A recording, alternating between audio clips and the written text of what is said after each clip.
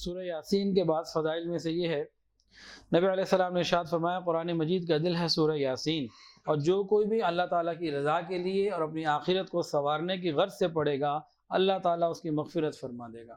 اور فرمایا کہ سورہ یاسین کو اپنے مردوں پر پڑھا کرو۔ مردوں پر پڑھنے کا کیا مطلب؟ جب جان کنی کا وقت آتا ہے نا، انسان دنیا سے جانے کا وقت قریب آ جاتا ہے، اس وقت سورہ یاسین کی تلاوت کرنا چاہیے تاکہ جس کی جان نکل رہی ہو، روح نکل رہی ہو، آسانی کے ساتھ ہی اس کا یہ مرحلہ طے ہو جائے۔ اور سورہ یاسین کے بارے میں صحیح ابن حبان کی روایت ہے کہ جو شخص سورہ یاسین کو رات میں یعنی کسی بھی رات میں اللہ تعالیٰ کی رضا کے لیے پڑھ لے گا اس کی مغفرت کر دی جائے گی۔ کتنا آسان عمل ہے مغفرت کروانے کا کہ انسان کسی بھی رات میں اٹھے اور صرف اللہ کی رضا کے لیے سورہ یاسین کی تلاوت کرے۔ یہ قرآن کا دل ہے۔ ہمارے بعض مشائخ کیا کہتے تھے؟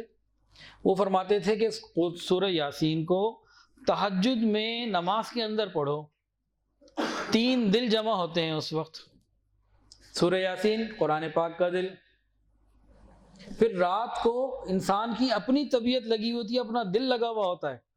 آپ 24 گھنٹے میں کسی اور وقت عبادت کریں اور تہجد کے وقت عبادت کریں، آپ کو فرق محسوس ہوگا کہ تہجد میں دل لگا ہوا ہوگا زیادہ باقی اوقات کی نسبت۔ تو قرآن کا دل سورہ یاسین ایک اس کا اپنا دل ہو گیا، اور پھر 24 گھنٹوں میں جو پرائم ٹائم ہے نا، جو بہترین ٹائم ہے وہ تہجد ہے۔ تو انسان اس کو جب پڑھے تو بہت آسانی ہوتی ہے اور برکت بھی ملتی ہے۔